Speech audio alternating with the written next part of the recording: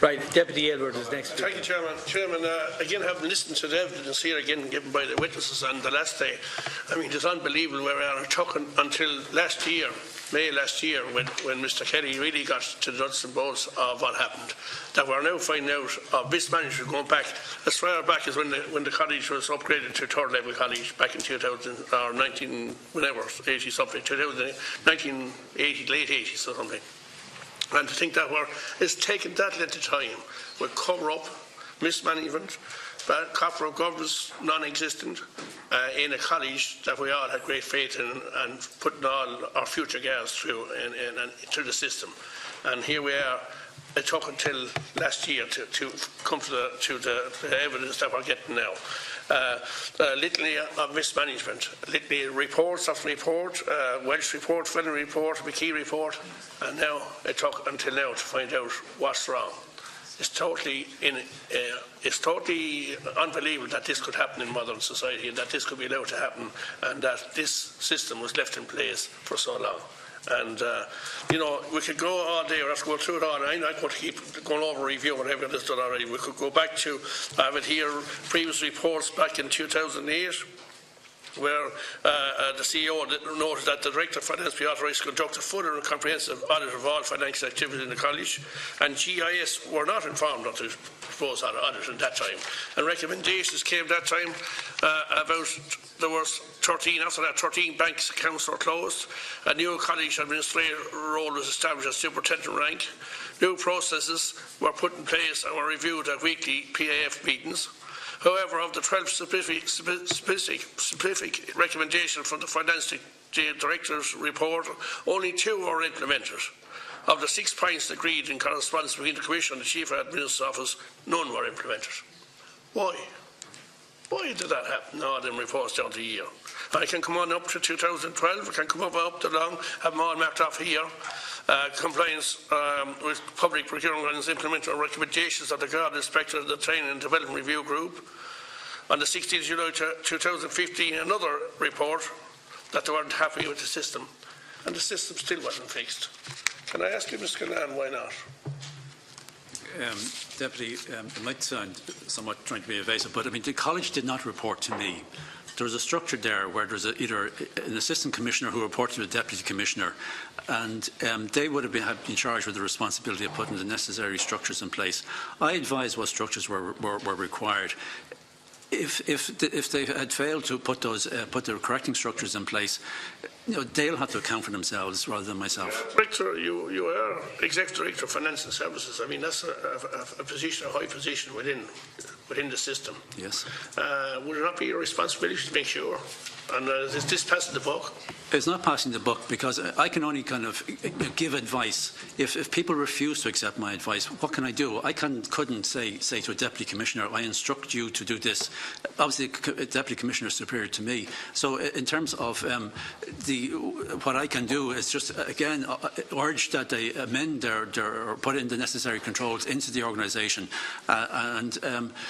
and press them on that. I mean, I've written many reports and where I've repeated my recommendations. So at times, all I can do is just offer the advice, and I hope then that in terms of see the benefit of the advice and that they would accept it and implement it. Did you personally realise the seriousness of, even though you mightn't have been able to talk to a deputy commissioner, did you personally realise the seriousness of the situation in Templemore? Did you realise yourself how serious it was and the mismanagement and misgovernance down there? Again, I don't want to kind of go back over stuff Or did you just close a blind eye to it? No, I didn't close a blind eye to it. But the structures that were set up there were in place when I joined the organisation in 2000. So they weren't new, and indeed, I mean, the Department of Justice had some input into the development of those structures as well. So. Maybe looking back at it now, obviously you say that obviously the structure should have been different, but I mean they were what were in place when I joined the organisation. the culture, we're talking about culture here. I just looked at Mr. Kelly's here on his report in chronology 3. On Wednesday, June the 17th, a staff meeting of the CEO, I raised my concern about the management of the college, given what I learned at my meeting there the previous Thursday. I outlined to the meeting of the data learning. I don't want to go through it all, it's a bit well known with it. But I come down to the end of it. Clear Commissioner Tender on those should be concerned about any poor performance of both governance, finance and administration. Now I come to you, Michael. Michael Canaan pointed out that it was felt that these matters were best kept away from internal auditors and would be very serious if they were to come into the view of the Controller and Auditor General. Now, that's a serious here in right in black and white. Michael Canaan pointed out. I mean, can you answer that? Indeed. There's 4 people at that meeting, Mr. Bard, myself and Mr. Dunn and Liam Kidd, who is Executive Director of ICT.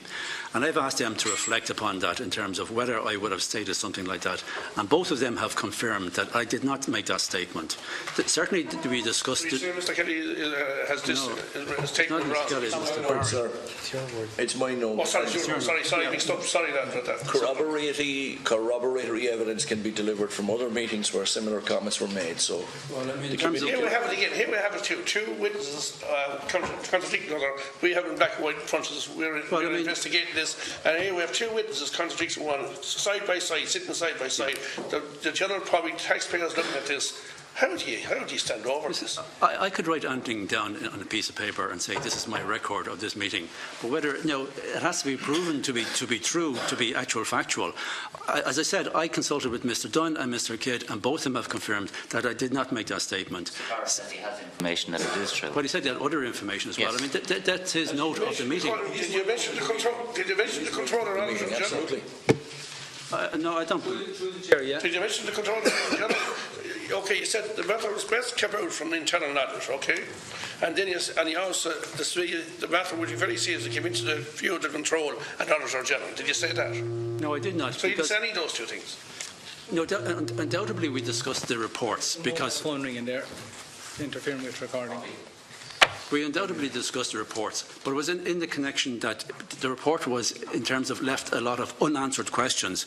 And before we kind of would engage directly with the CNAG, and that it was necessary to continue to explore the reports and to establish some of the answers to the questions, because as has already been stated out, there's complex legal issues there, and no matter even if we had informed the CNAG in 2008, those legal issues would still have to be addressed. So it was the plan of action was to try and resolve the issues and establish answers to the questions that were being raised.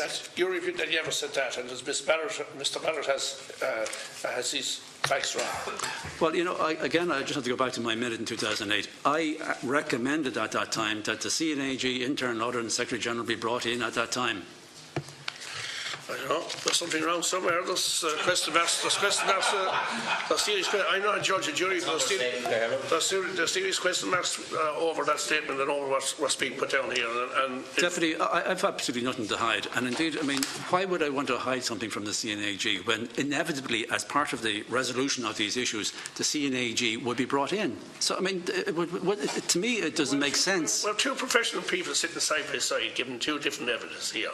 So, can anyone round that square? Well, but if Mr. Dunn were here, he would be able to substantiate my statement. Okay. Are there minutes for any of that? I know Mr. Barrett has taken a record. Are there minutes for any of these important meetings that we're referring to all the time? Has the Commissioner, the Deputy Commissioner, or anyone taken meetings of all these minutes of all these meetings? What's the practice? I have I'm not 100% sure whether we're minutes. I mean, people might have kept personal notes or something like that, but I'm not too sure. I think at that meeting, because it was a branch meeting, under the CAO, it was meant to be kind of my understanding was it was meant to be of a generally informal nature where we discussed various issues. But I don't believe minutes were kept. Chair, there's been meetings of an audit committee. Are there minutes where decisions were made? Not just this one that we're talking about, but all of these. That's a simple question. Maybe you could elicit from the Garda Síochána or for somebody, are there minutes of these very important meetings? At what level are minutes taken? Who needs to be at? The meetings every day, but what level do meetings get minuted at? Has it to be a formal meeting? Do you understand when you go into a room, one meeting is going to be minuted, you go into a different room. Maybe Mr Nugent, your CEO, you give us your views on what tends to be minuted and what tends not to be minuted. I see that the meetings that I attend are minuted. Clearly, I don't know, what these particular meetings were, and there are a variety of different types of meetings. So there are meetings are minuted, yes. Most meetings between senior colleagues.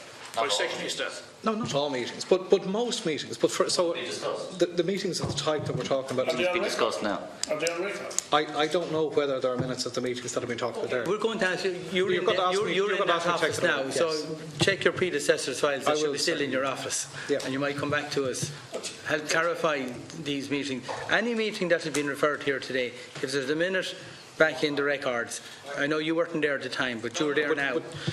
We will, if there are minutes of any of those later meetings, we will pass So that's an official request now from the committee. That's fine. It's not just somebody say, send me something. No. That's an official request from the committee. Yeah. Any meetings referred to here today in the evidence, that if there is, check is there a record and you know the dates we're talking about, and if there is such a record, to be forwarded to the committee as quickly as possible. I will take. Yeah. Just to move on now, after finishing what we had here, the witnesses a minute ago, I want to ask all the witnesses here today, are the total breakdown of trust or distrust, whatever you like to call it, between witnesses here today, in the whole evidence that's been given so far, between the Garda authorities, the commissioner, the assistant commissioners, are they total mistrust within the whole organisation at the moment, both from civilian point of view, who are here all working for the good of the Gardaí and from the Gardaí authority itself. Could I ask you each one of you that? I mean, could you answer that much when we're looking at what evidence has been shown here today?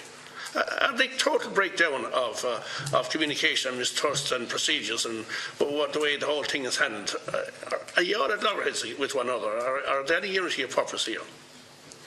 I'll answer that. I'll kick off anyhow. But I mean, you said total mistrust. No, the answer is no. I mean, obviously, like any organisation, there's always differences of opinion. That's inevitable, and it's probably a healthy issue that there should be differences of opinion and differences of influence. Sorry? It's a little lower than healthy.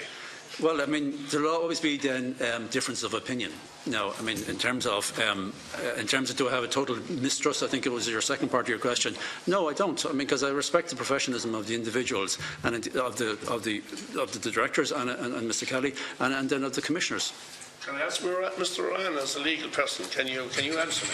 Deputy, there are clearly conflicts of accounts, but on a personal basis, I wouldn't describe it, certainly in my own experience, as there being mistrust between people.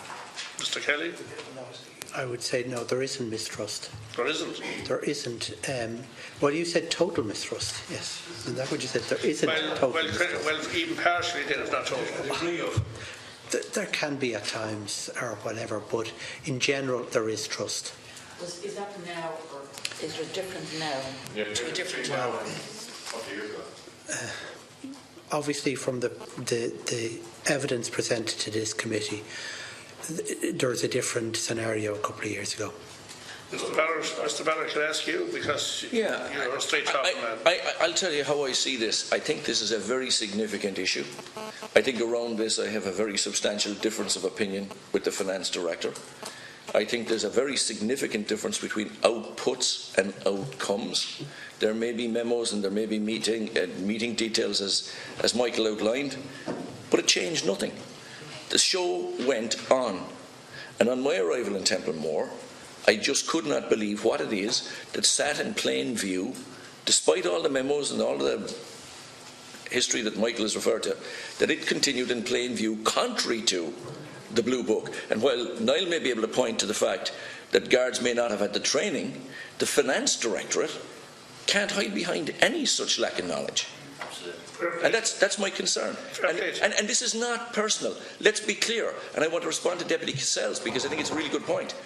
This is not some kind of Orwellian 4 legs good, 2 legs bad, those who wear uniforms, those who don't. It's nothing to do with that. This is a fundamental issue about accountability around the public purse.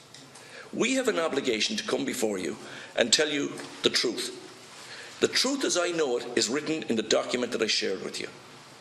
It's documented in real time. I have had contemporaneous discussions with Ken throughout this, and he has minuted those meetings. And if you want to take all of those details, and I would encourage you, you will see the sequence of events in its minutiae. But the reality is, I did not create this. I stumbled upon it. And I didn't get, let's resolve it, as the first response. That's a reality. And those who I would have imagined had statutorily responsible for dealing with matters like this didn't race to my aid. No more than that do I need to say. Mr. Barrett, I commend you for the way you're straight talking and what you said. And you're one of the persons I trust in what your evidence. I'm not saying I don't trust other people. Fair play to everything word you said. I accept it. I just want to move on. Just another Chronicle 7, Mr. Barrett, I know which is this Pat McCabe, and you met him down at that was it you, Mr. Barrett? Sorry, yeah. And he was dismissive, like when you met him first, Pat said, "Well, you've been doing a bit of digging." Yep. He thinks out in a field you were having a chat at a granary or something like that. You're doing a bit of digging, and then in the end after going through, I don't want to go through all this thing, but then he said, "Bring it on, this kind of talk. Bring it on that you're going to recognise that. Bring it on, that kind of talk." Yeah, true. But let me put this in, and again, I'm using Michael's word, context. Pat McCabe is a long-serving, respected officer in Garda Síochána. And I think Pat McCabe, in many ways, became the administrator of this on inheritance. This structure had been set up before Pat's term as administrator began. And he continued it. There is no doubt about that. That's what I'm saying. We can talk about structures that were previously there, but someone had to say stop sometime. Exactly. Someone had to come in and say, I will put my hand I up. see wrong here, and it should be rectified. And that is where I think my intervention became clearest. I said, look, hey, explain this to me. And none of it was accusatory. This is not about levelling accusation. This is seeking to understand. This is where it all began from. And to discover that these very same issues were well understood and documented way back for many years, but were still, for better or for worse, allowed to continue. That is the bit that I find the most shocking about this whole thing, that it had a life that continued in the dynamic as Michael Howard described it, and that continued almost to current date, until such time as Niall. Niall, Mr. Kelly, can I ask you then about finance and your audit, and that you have done a toothbrush audit last year in particular, in 2016. Did you feel that there was any mismanagement of funds? Was there anything untoward? With all the different bank accounts, we're talking about this 48 bank accounts, the 50 bank accounts, some were closed down, some were kept open. They were supposed to go down to 6 or 3, and then there were still 6 kept open. That's all your report here. There's too much stuff here to take on. I was trying to go through this last night. I couldn't take it all in. There's too much there. But overall, just as a general view, after all your audits and everything you did last year, can you say categorically that there was no mismanagement of funding overall? There might have been dealing within banking, Brendan, from one account to another, the golf paying, going into restaurants, bank accounts, all this kind. But were there any misappropriation of funds? I said the last day that I didn't have... Or any personal gain as well, I want to ask that. I didn't find evidence of personal gain. I said that on the record the last time.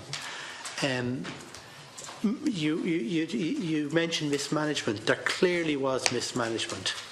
There probably was waste of public funds. I haven't found money going into people's personal pockets. That hasn't been found anywhere. But certainly there was mismanagement and there was probably waste of public funds. Okay. I just want to ask a few individual things. This Garda Boat Club, 100,000 was transferred from 4 separate payments to the... Was that legal? Was that not breaking the law? Or the governance, or whatever rules and regulations are there? I mean, can they transfer 100,000 just from one down in Templemore up to the boat club here in Dublin in 4 instalments of 100,000? It's certainly very irregular. Just to confirm for the committee that we did provide the papers that we have in relation to the boat club. So just want to make sure the committee, because I know it wasn't one of the original sets of materials that were being sought, but just we did include in the material that's sent on. So just to make sure the committee have received it. Yeah, okay. Last question. Yeah. Okay. Last question. I know I'm overdoing it. The Garda members are acting as directors and these companies were set up. That was completely legal, wasn't it? Because under the law and rules and regulations, of public servants cannot serve as directors on any company, what you call it, a private company or whatever. Can you fill me in on that one? Why would they, was that completed? There was no consent there from a minister or from anyone else. They just set up this and they were members of the board as directors, and they never made any declarations under what we all have to do under the procedures and privileges. We have to make declarations. Yeah. Can you fill me in on that one? Okay. The general rule is that you need to get the permission of the minister in order to become a director of a company, and that didn't happen. So it is illegal? It is illegal or highly irregular. It's illegal. Yeah. Yeah. And did they make any declarations ever then when they were directors? I didn't find any, and I made that recommendation in the report that they need to retrospectively make those declarations. But I have no hesitation saying that was illegal practice. It is very close. It is contrary to the law. That's illegal. Okay. Chairman, can I come back in afterwards? Oh, you will.